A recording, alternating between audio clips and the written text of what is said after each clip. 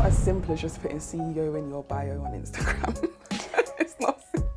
It's not as simple as that. There's so much to it, and for me it's like, if you're going to do anything, you do it right, you do it to the best of your ability. Understand when I say that having a business is like an addiction. A few times over the past couple of weeks I had to do that and take a minute to just say, do you know what? It's okay. The shit that you're feeling, the shit that you're going through, the things that you're thinking, it's okay. That's the most important thing. Get comfortable being uncomfortable. If you decide today, and where you have to wear all the hats, if I decide on a Thursday I want to shut off, what's going to happen to the sales for the weekend?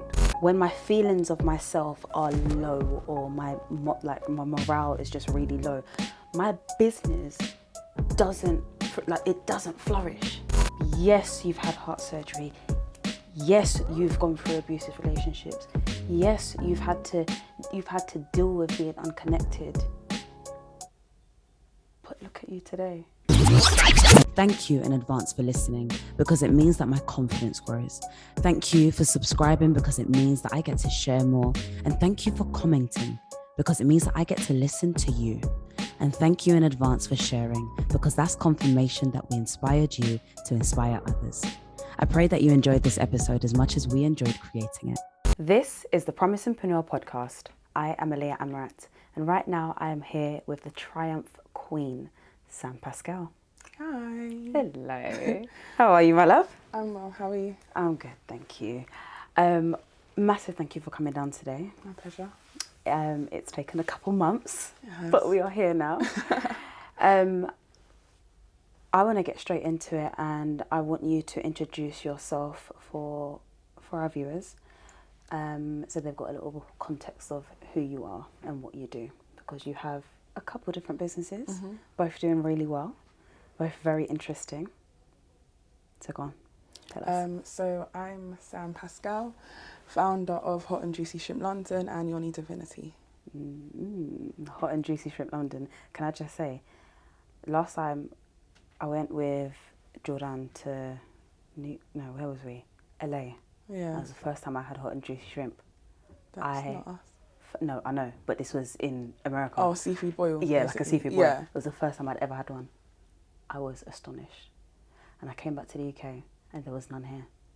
And then you came up. And I was like, oh my days, we've actually got one. Yeah. But I know your sauce is most definitely different.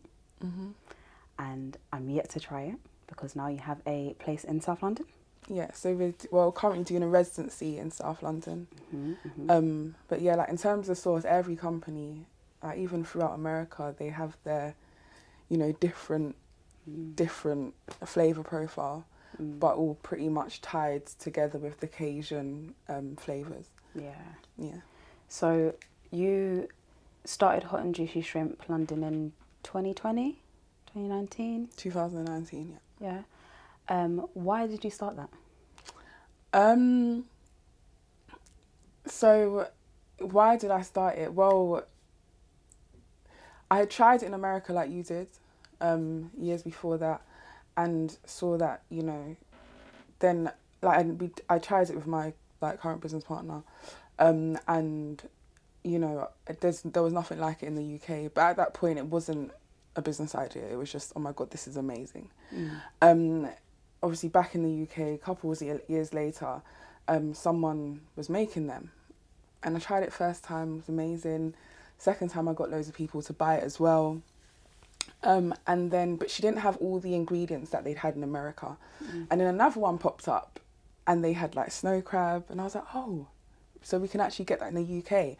And then this was during my recovery time from heart surgery, so I had downtime, and I wanted to do something that I loved. I wanted to basically kill time, and as well I wasn't working, so I needed to make some money.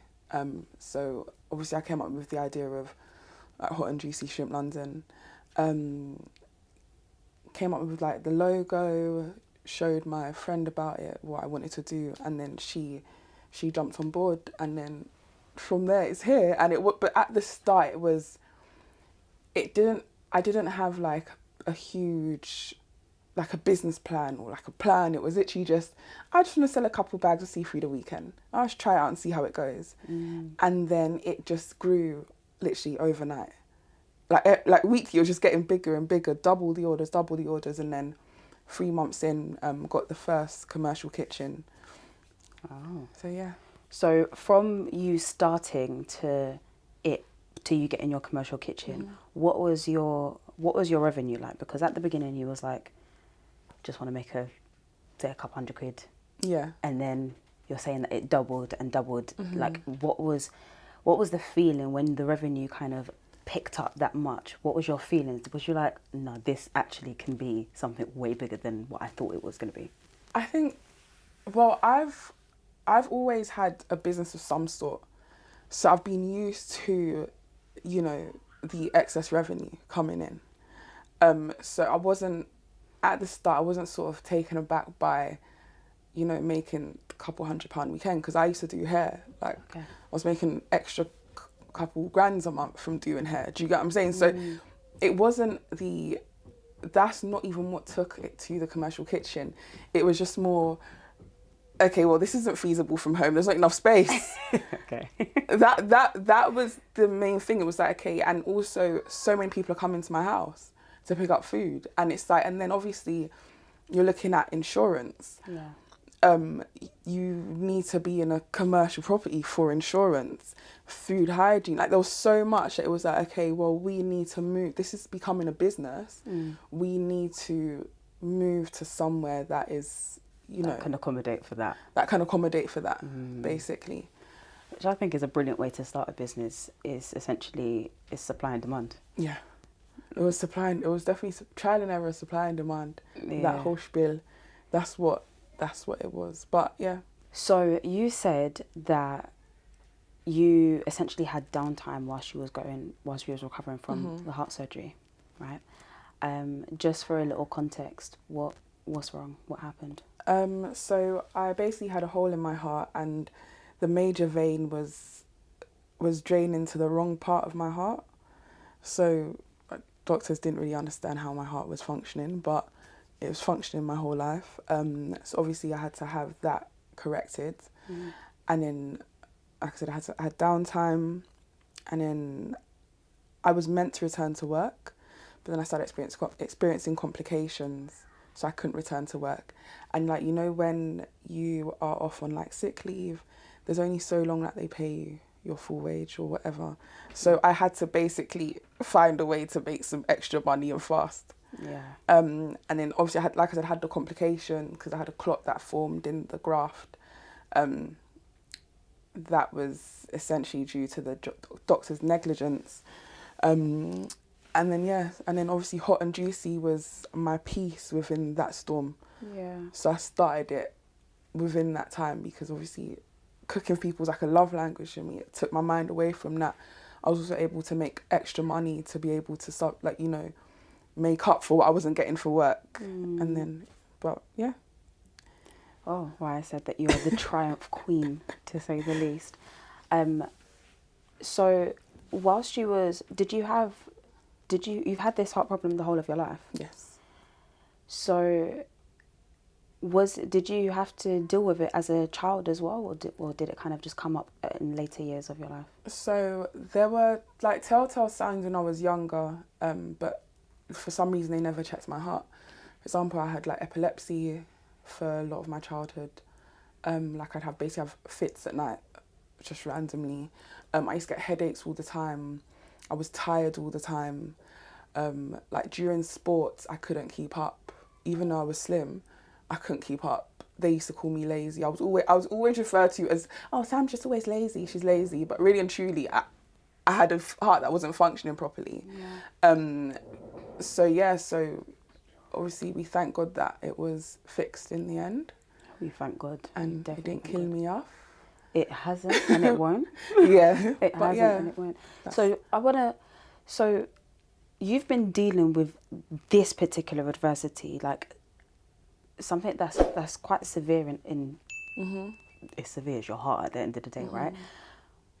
How is it that instead of the feeling of sorrow And instead of the feeling of whilst you're going through the recovery of that heart surgery, what changed for you that made you say, do you know what, I'm gonna make my money the way I need to make my money?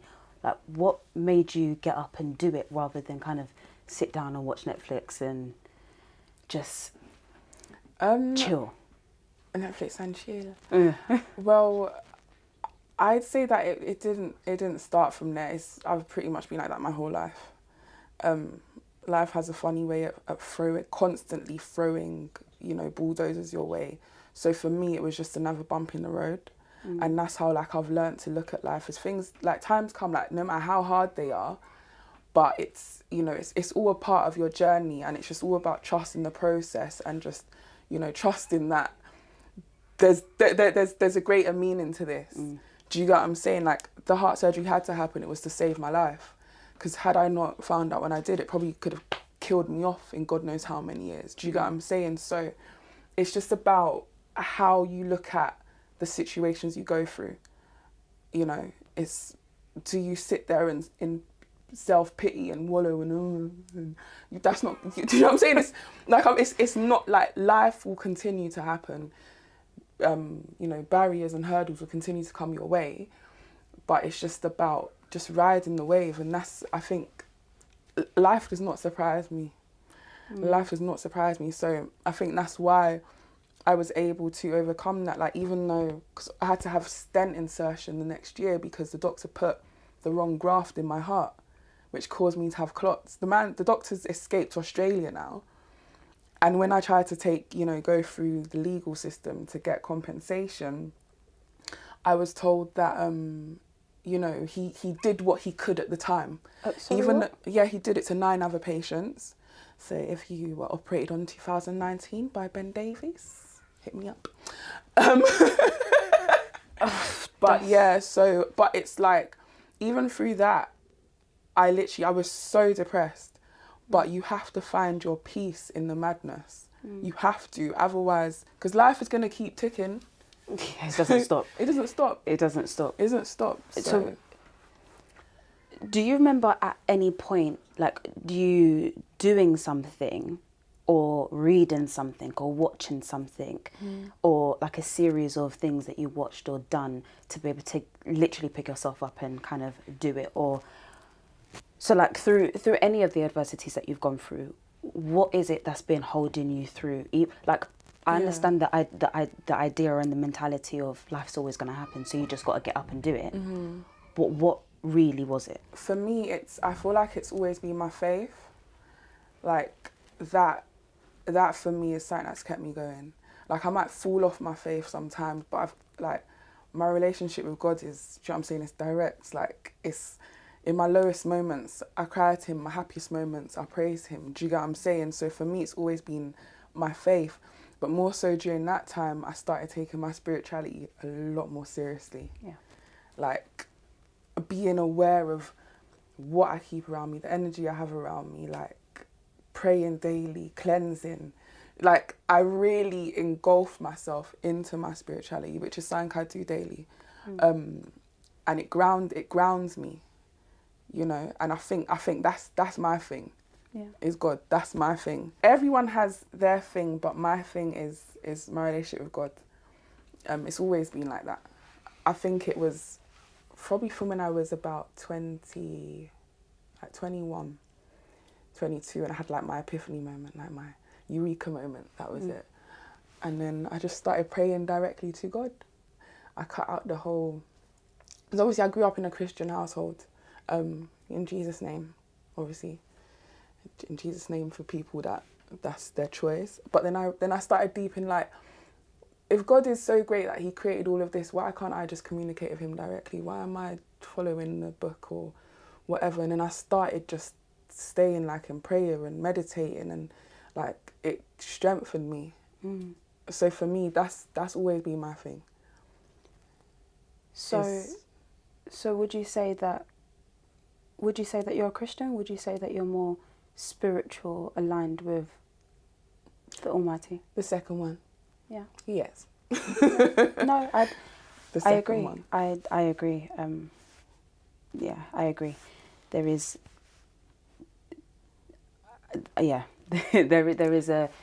there is an element of directly communicating with the highest power, and it touches you differently when you receive that communication. So you said you had a eureka moment at 21. What was that eureka moment? I think I was going to a job interview, and you know, you're like, oh my God, I really want this job, and I started praying, and I was like, hold on, why am I saying in Jesus' name? And then I just started like, and I thought, I'm gonna pray to God and see what happens. And I got the job, and I was like, oh, okay. I was underqualified, but yeah, it was just from there. But yeah, that's one of my things. But it's also just the grit in me, as well. Just the go-getter, like just the fight. Where do you think that grit came from? It's survival mode, isn't it? That's where it came from. Survival mode. It came from that. It came from survival mode. At what point in your childhood did you feel like you needed to survive? Why in adulthood do you feel like you're always in survival mode? These things we don't speak of as of yet. One day I'll speak on it, but yeah, one day I'll speak on it, but not yet. Yeah, I understand. So we was talking a little bit earlier off air about relationships. Yeah, and how the adversity through relationships have been essentially paramount in character building. And understanding yourself and realizing your strength and powers. So you went through a bit of an abusive relationship? Yeah, when I was 18, 19.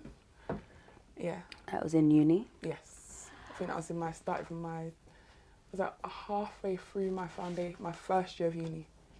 Okay.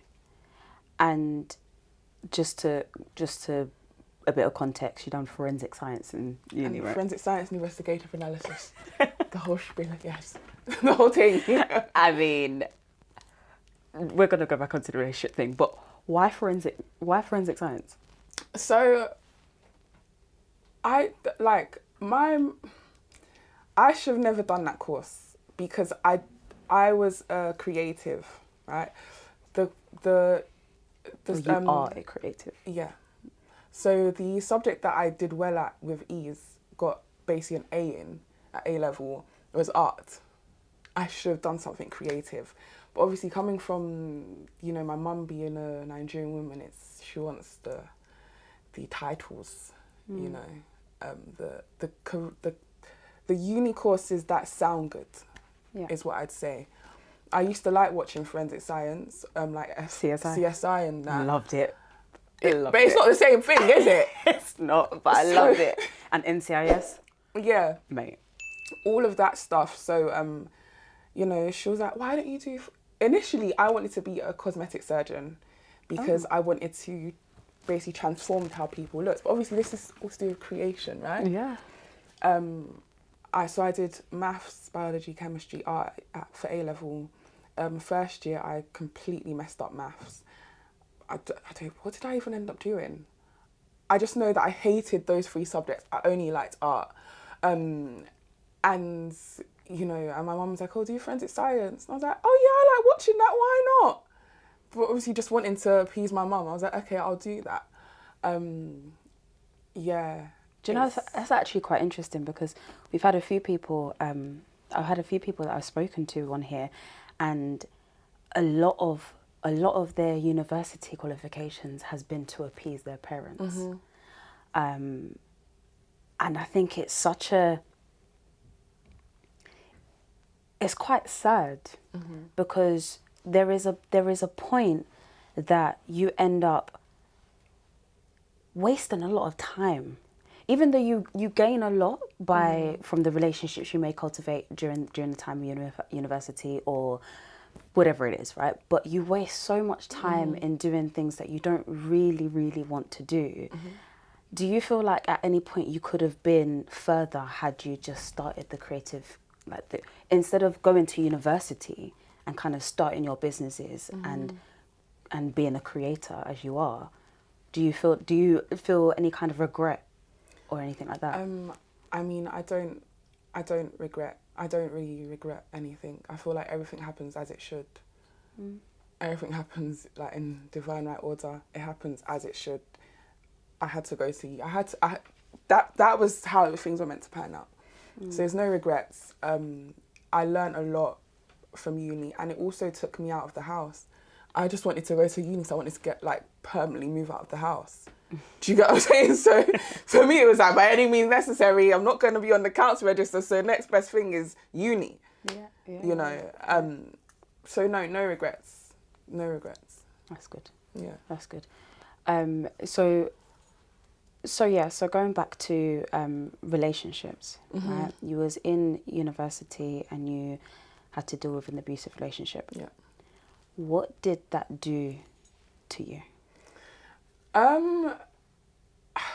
At the time, because of how my relationship was with my family, I pretty much felt quite alone in the world. So I'd say the reason why I stayed was because I felt like I had no one else. Do you know what I'm saying? So he gave me that, even though he was controlling, he gave me that structure. He gave me that family, like his mum and whatever. Do you get what I'm saying? So that's why I just put up with it. But what did it do to me? For years, like, I didn't trust men. I just said, you guys are all the same. It took a lot of years of like healing. I did do a lot of therapy, like a lot of therapy after that shit. And I feel like it matured me. It showed me that this life is serious, you know. But yeah, like I know why I stayed. I know like why now I would never stay in that situation. I literally had at the point I had no one to, in a way, look to for advice, or, you know, I didn't, growing up, I didn't have a man in the house. I didn't have my dad in the house. I had no idea what love looked like. I didn't know what a relationship was meant to be like. So for me, I was trying to understand the world. And I understand that that's not what I want. Yeah, through it, do you understand that? I get that. Yeah. So what was the point? Because you said that you was constantly doing your own thing, right? So doing hair, doing businesses. From when I moved back up. After like uni. Proper businesses was from when I moved back up to London. Okay, so when you was in university and you was dealing with you was dealing with the relationship, if there is somebody else dealing with something similar, what would you say, what would be your advice coming out the other side and going through your healing process? What was the things that maybe supported you or helped you in hindsight? Or had it been there at the time, it may have supported you? I feel like if my family were more active in my life, it would have saved me. I feel like that was a major factor of it. Like, even though I think one time I called my mum down and I said I lied that I got beaten up by girls at a house party, but really it was him that mashed me up. And she came down and she sat with me in the park for about 30 minutes and then left. But I feel like it's, for the girl who's in the situation, it's very hard to leave. It's very, very hard. Do you get what I'm saying? You can't even point a finger. It's very hard to leave. But I feel like it's the family or people around them that need to really show them that they're 100% here to support them, rather than just leave them to deal with it because she keeps going back or whatever. Like, you need to, even though the girl will keep going back, she needs to feel like she's got support. Because I think that's what kept me there, is I felt like I was by myself. So yeah, I think like for the girl who's in the situation, my advice is run, girl. Because, no, honestly, my advice is run, because it takes years of healing and it's not worth it. Because for years, I was messed up for years. Like, it really affected me, like, mentally. And it's like, I'd say in the past from, let's say, 2018, 2019 is when I really started healing, you know, and that was, at that point, is probably like 5 years after the relationship ended. Like, it affects you that much. So for me, my advice is run, because he might make you feel good temporarily now, and then obviously it goes bad, good, bad, but the long-term effects are not worth it, and it's not going to change. Yeah, I understand that. How then did you go from all of that to starting Yoni Divinity? So Yoni Divinity started last year in 2021. That Yoni Divinity is part of my healing journey of reconnecting with myself, because when you've gone through a lot of abuse, you in a way you're not connected to yourself. Do you know what I'm saying? The way you view yourself is not in the best light. You know, when you've been through a lot of abuse. So Yoni Divinity was a reflection of like my healing journey, me relearning myself, re-educating myself, reconnecting with myself, and that's what it was birthed from. You know, through, you know, my spiritual journey of like meditating and steaming and just aligning. That's where Yoni Divinity was birthed from. And that's where it came to me. For people that don't know what Yoni Divinity is. So Yoni Divinity is basically a resource hub, an information resource hub for women. You know, we talk about everything on there. Everything and anything. Nothing is out of reach within the company. And we also sell products, like organic products that are made all from love and self-care. And yeah, it's all organic products made from herbs.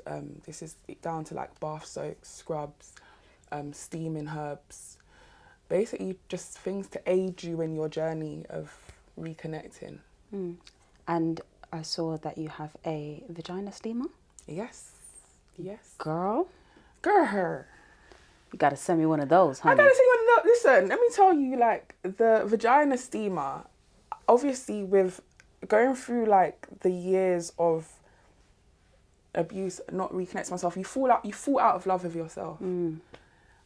So for me, it came a point where sex was I didn't really enjoy it. Like, you just feel like you're serving a purpose to your partner or whatever. And then through steaming, I actually I was actually able to squirt for the first time. It's mad. Way. No, I'm at, like, this is me being brutally honest. Girl, I need that I steamer. reconnected with myself, and I used to because I was so out of touch with my vagina, like I would struggle to get aroused. Like, I just didn't trust men. Yeah. So it's like, okay, I will, you'll play the role. Like, that shit. You'll play the role, but you're not actually enjoying it. Yeah. And then, like, through reconnecting with myself, I actually started to get wet. I called my sister one day. I was like, I think I have a problem. If you're enjoying this podcast so far, this is only going to annoy you if you're a hater. Click subscribe, click follow, and drop a quick comment. And if you've done all of those already, then send me a 5-star review, because honestly, it's the only way we survive on the internet. Thank you. Like, I can't. And then she was like, Sam, just keep the vibrator there. Just keep it there. And I realised it's deeper than the physical. Oh, so much With deeper. your connection with yourself, you getting aroused, you getting met, you orgasm and you squirting is deeper than just the physical. You need to be connected to yourself. Yeah. When I started steaming, I started meditating and actually intentionally feeding life into my vagina. So then it's like, okay, now I'm actually getting wet. I'm actually experiencing orgasms where it's like my soul leaves my body and comes back. Yeah. And I'm actually squirting. So that's a lot of information. but it's real I'm stuff. telling you that, yeah, but it's like this is why, like, people ask me, are you healed? It's like, yeah, like, I've come a long fucking way, mate. So it's like, now it's like, I can actually enjoy, masturbation. I can actually enjoy sex because I'm connected with myself. So, Yoni, I just want women everywhere to that need to reconnect, that need to heal, to know that, okay, girl, this is my journey as well. It's not just a money flip for me. Like with Yoni, it's not money orientated. It's about when I teach women, I'm teaching myself as well. When I research into the post I put up, I've researched for myself and I'm learning. Yeah. So yeah, that's No, I think honestly, I think that is so powerful. It's like it's a different thing building a business based on true purpose and true meaning. It's entirely different to just doing it to flip. Because like I was saying before we started rolling, is that true businesses that endure, like that stand the test of time, are those that have founders and CEOs that are willing to put their whole soul into what they're doing. Like, because it means so much more than just the coin. just the coin. Because the coin will come and go. Yeah. Because that shit don't stay. Yeah, it don't stay. It don't stay. It don't stay. Honestly, like, no, I'm so glad that you're going through this journey. Like, just hearing this from you is obviously is massive insight into you, but it's also allowing other women and other girls to understand that there's so much more deeper things and deeper connections that you can make with yourself if you just take the time to do. That's what it is. And you see the Yoni steamer, 15 minutes a week, or 50 minutes every 2 weeks. It's Just not sit even there a lot of and hum into your pom pom, man. It's all right, man. Boy. Yeah, no, like I literally just sit there, hands here, breathe into your womb, and it's like you breathe into your womb, you affirm, and there's a book of affirmations that come with it. You speak life into your womb, and there's so much as a woman, like our creativeness, our intuition, our community, our love, it all comes from here. Yeah. And that's because women can't see it, it's overlooked. Yeah. But if you start actually reconnecting and actually cleansing this, this part of your chakras, there's a big difference. Yeah. Big difference. Yeah. It's not easy. It doesn't happen overnight, but it's just, you just have to, the consistency of self-care. That's like, what it is. It's self-care. Yeah, spending that time with yourself is so important. And I think it relates so much into business. Yeah. Right? There's one when I don't feel good within myself, when my feelings of myself are low, or my morale is just really low, my business doesn't flourish. Like, nothing flourishes, because every single thing is connected. So as I do this podcast, right? When I don't feel good doing this podcast and having to be on camera and having to speak life into other people and speak life into myself and speak life into the world that sees and listens, right? Me not feeling good is going to show up on that camera. People are then going to see that. People are going to then feel that. People are going to understand that energy and understand that there's something not authentic right now.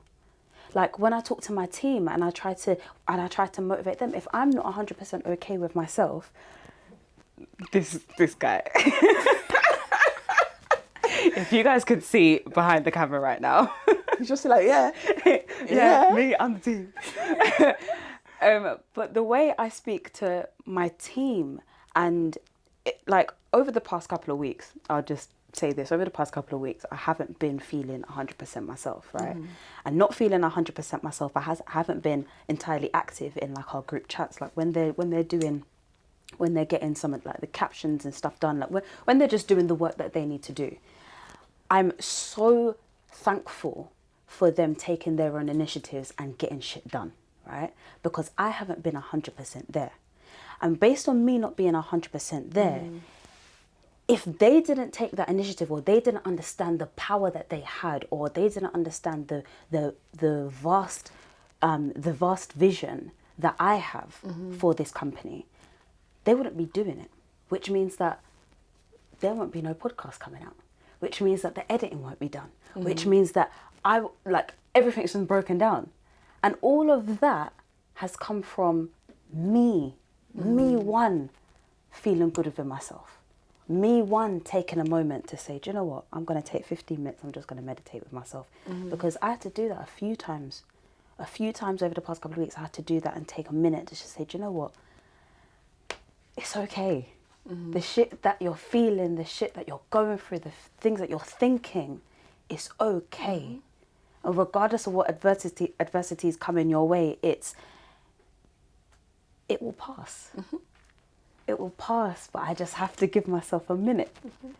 And I think I'm two on my foot. This too shall pass. Yeah, trust me. Honestly, Yeah. this too shall pass. Like, and I'm gonna take it a step further and get one of those steamers, honey, because I feel like I'm excited for that one. I am. So thank you for creating that. It's all right. Definitely, thank you. Just want more women to be open to it. I think the more education that comes out, the more people will understand how serious it is. Yeah, it's actually serious. And it's like when I stopped steaming, I noticed the difference. Yeah, I'm not feeling so connected. Yeah, no, and yeah, we need more women to feel connected. So I'll be on that journey with you. Okay. Spread that word. So with you building Yoni Divinity and Hot and Juicy Shrimp London, where do you want both of them to go? What is the vision with both of them? So with Hot and Juicy Shrimp, I want us to have, a strong high street presence. So branches all around the world, at least set up a franchise model within the next 3 years.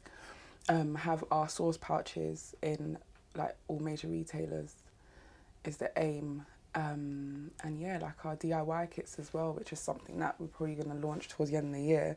We're already at the end of the year, but we still got time. Yeah. And that's the plans with Hot and Juicy. With Yoni's still in its early days. So, the company it can expand in, whichever way. But I'd love to do like talks in schools, in colleges and unis. Well, not schools, I'd say, like secondary schools, colleges, unis. Just like to spread the word, educate, and just grow the brand. But as I said, Yoni's still a baby. So, you just have to see where the journey takes us with that. Yeah, of course. So I wanna touch on the fact that you have always known that you was a creative, and instead of pursuing any creative passion, I understand that obviously you went to essentially fulfill your parents' desires. However, did you feel like leaving college you wanted to do something other than forensic science? Did you feel like there was something that you wanted to do? Because obviously Hot and Juicy Shrimp and Yoni London are quite new businesses. So because they're quite new businesses, what was the business, or what was your thoughts on who you would be when you was 15, 16, like 17? I had no idea. I didn't know where life was going to take me. I knew from my first year of uni that I didn't want to do forensic science. So I pretty much knew from then that it's something that I didn't want to do. And when I, finished uni, well, I didn't quite finish it. I left with a HND, but it's what it is. When I left uni, I went to work in a finance company, then I worked in a chemicals company, and then I worked in this. But the whole time I didn't know what I was going to do. And then obviously when I'd moved back from uni, I started, I was working in a chemicals company and I lost that job. They didn't even have a reason why I lost the job, but I think I got set up. Yeah. So I lost that job, and then I started doing hair, people's hair. because I knew how to do hair. So I thought, oh, let me make some money from this, because obviously I didn't have a job at the time.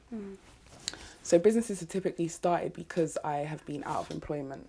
So yes, I started my first business, which was doing hair, because I'd lost my job.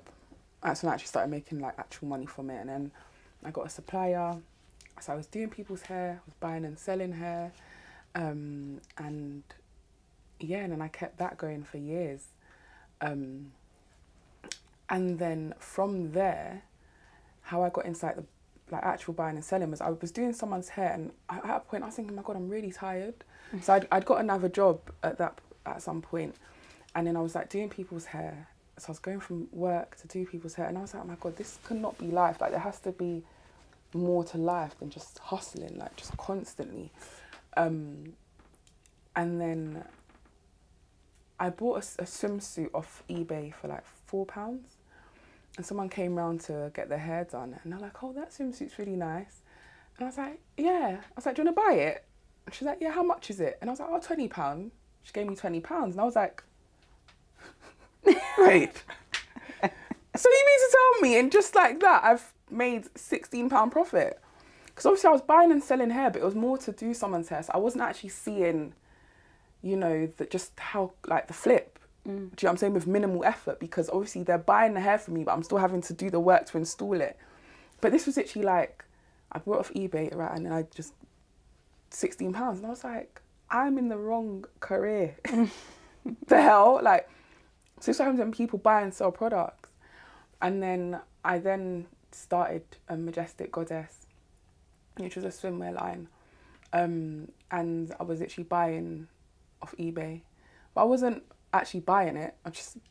I bought one of each, got pictures taken. When someone buys it from me, I then buy it from eBay. Now obviously I know that's called drop shipping. Yeah. But at the time I didn't know what it was. I just thought, okay, well this makes sense. We'll get to them in 2 days. And then it was from that, so Majestic Goddess.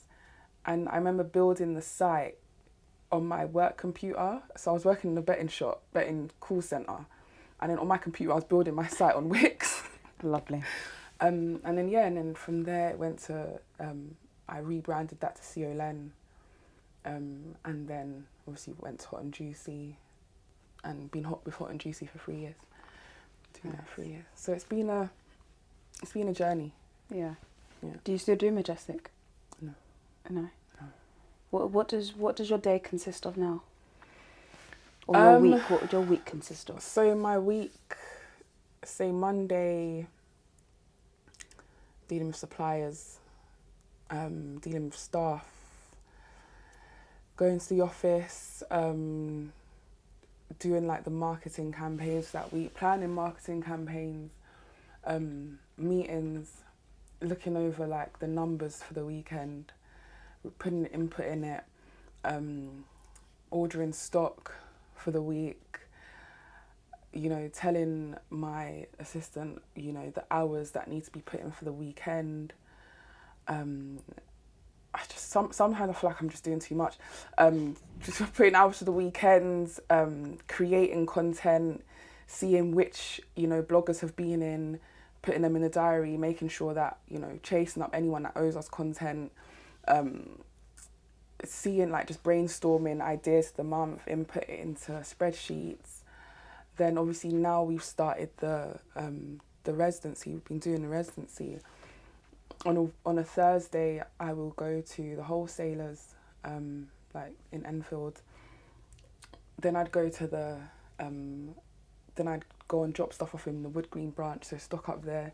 Then I go and stock up Bethnal Green, get the fish stock for the residency, head down to the residency, stock that up, go home, rest a bit, try and do some Yoni work, and then head back to the residency to start cooking. And then it's sometimes my days, like especially now we're doing a residency, and I'm like the head chef in the kitchen. I'm doing a lot. Mm. So it's not as simple as just putting CEO in your bio on Instagram. It's not as simple as that. There's so much to it, and for me it's like, if you're going to do anything, you do it right, you do it to the best of your ability. You don't leave any stone unturned. So like yesterday I was in the office And I've just built a new website on Shopify, and I'm literally just exploring how can I connect it to Google Analytics, and it's like, okay, then Google Marketing, and then Google Ads, and then it's literally just like a Pandora's box. Once you start it, just click this link to do this, and you're there the whole day setting up accounts. You're like, oh, okay, this is interesting. I was doing that a couple You've weeks done ago. it, haven't you? Oh And my God. it's like, okay, how can... It's a rabbit hole. It's a rabbit hole. And then you go on YouTube, 20-minute video, Yeah, tutorial you've got this this. staff calling me, oh, Sam, this happening, oh, no. And so you've literally got to wear all the hats. HR, deal with suppliers, deal with this. And it's just like, whoa. But obviously last year, where, you know, process being put in place, I could step back from the business and I relaxed, you know, for a long time, way too long. But now it's like back in there. But I do try and keep Monday as my day to just sleep. Yeah. And then, I'm going on holiday. But my time off is when I'm out of the country. That's when I get time off, when I leave. Yeah. And even when you leave, do you feel like you've actually left? No, you don't. I feel like any entrepreneur will understand when I say that having a business is like an addiction. Yeah? Yes. You get it? It's like... Yes. You're always thinking, oh, what can I do better? Oh, has this been done? Oh, 1 a.m, you're on your phone Googling. What are you Googling? Sleep, my friend. You know what I'm saying? Yeah. And it's like you're constantly chasing something within the business. So even when you go away, it's like, oh, I've got to deal with this. Or I'll have this idea. How will that work? So you never shut off. Yeah. But I enjoy it. I do get tired, but I do. Sometimes I wish that I could just shut off completely, but I can't. I think it's a blessing and a curse. Is the entrepreneurial curse of just not being able to shut off whatsoever. It doesn't matter what you're going through. And even, so like for me, the moments that I shut off based on like health, right? And it's not a voluntary shut off. It's you have to shut down, bitch, because you're going to explode, right? In those moments, I personally feel extremely guilty. And I feel I actually feel like you're missing something, isn't it? I end up going through this like mad depressive state because I'm like, no, but I should be doing this. But no, but your body says it shouldn't be. So just sit your ass down. Yeah, I feel like it's because you feel like when you're a small business owner, every day counts. Yeah. Do you get what I'm saying? And it's like you feel like you can't lose the time because if you decide today, and where you have to wear all the hats, if I decide on a Thursday I want to shut off, what's going to happen to the sales for the weekend? Because I'm doing all the marketing. So I can't shut off, can I? Because the sales have to come in. I've got staff pay, I've got rent to pay, I've got suppliers to pay. So it's like you want to shut off, but it's like at points you can't afford to because you're wearing all the hats. Yeah. But that just comes, and I feel like when people go into business and they want to do it well, they need to understand that it's not fun and games. Yeah. It's not as simple as that. You see the end result, you see the holidays, you see the nice things. But my friend, behind the scenes, like I wear my house slippers every day and tracksuit bottoms, and my hair's just trim. If you see me, you don't know me. Yeah, it's not glamorous. No. But it's rewarding. Yeah. It's rewarding. It's like you have to really go through it to get to the other end to be successful, especially when you don't have the handouts. You don't have the money from mum or dad, or it's a lot harder, but the reward is very high. How do you deal with the pressure of it all? I love it. So I know that I work well under pressure. Like I like when it's like it's holding my head and I'm like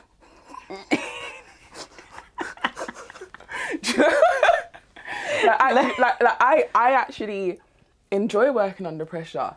Yeah. But it's like if you need to fall in love with the pressure. Yeah. If you want to grow, if you want to scale, if you want to be, create a brand, you need to fall in love with the pressure because it's not going to be easy. I think in psychology the term is pilgrim therapy, pilgrim something, where as human beings, we need pressure to like to move. If there is no deadline, if there is no kind of end point that you have to get to, you won't do it. Yeah. Like as humans, our psychological makeup is that we actually just won't do it if there is no deadline, or we'll just push it off and push it off and push it off. Or you'll see the plate in your sink and say, oh yeah, I'll wash that tomorrow. And your friends come around, oh, wash the plate. Right? Yeah. But it's like in business, you have to get comfortable being uncomfortable. That's the most important thing. Get comfortable being uncomfortable. Like that's why Hot and Juicy is the leading within what we're doing. Because I'm not getting comfortable, because if I relax for 2 months, the competitors will take over me. No, I'm staying the highest followed. Yeah. Yes. 100%. Yeah. Yeah. We're just gonna keep growing, honey. Amen. Oh yeah, I want to, number one, commend you. Thank you. Because there has been numerous things that you have gone through in life, and instead of falling victim to your adversities, you've used them as your strength and as your power to push on and to be this beacon of light and power for other women to see that it doesn't matter what you're going through. It doesn't matter what you're going through. Yes, you've had heart surgery. Yes, you've gone through abusive relationships. Yes, you've had to deal with being unconnected. But look at you today. Like, I'm shaking. it's like during that process, your faith has allowed you to carry on, and through you carrying on and staying consistent, you've come full circle. And yeah, something else might slap you in the backside. Yeah. Something else might So come. just slap me harder. Spank me, adversity. No, God forbid. I'm not going. But you get what I'm saying. It's like do it, because at the end of the day, it's not gonna break. It's not gonna break your spirits. It's not gonna break your heart. It's not gonna break anything. And it's inspiring. It's truly inspiring to see and to speak to someone like yourself. And also it's just so relatable, because in so many of your stories I see myself, and I see things that I've gone through and I've been able to kind of overcome, and I'm like, there's other powerful women out there. If I can see you as powerful, I can see me as powerful. 100%. And I'm like, yeah, actually, we need to lift up the next generation, but also our generations and also the generations above us, lift them up to a point of understanding that being a woman doesn't mean business is not for you. Being a woman doesn't mean that adversity is going to come and you're just going to be emotional all the time. Like, you're not. If anything, you harness that emotion, and that's what kind of propels you forward. So a massive thank you for coming in and taking the time and speaking to me. And please, I need that Yoni Divinity steamer. Thank you. And also, as soon as I am physically able, I'll be seeing you at that residency. Yes. Thank you so much, my love. Thank you. Take care of yourself, and we'll speak again soon. Yeah. So, look out. You was just listening to the Promisingpreneur podcast. I am Aahliyah Amerat, and thank you so much for listening all the way through. Don't forget to click subscribe and share to at least one person, because that's the only thing that's going to fuel us to carry on.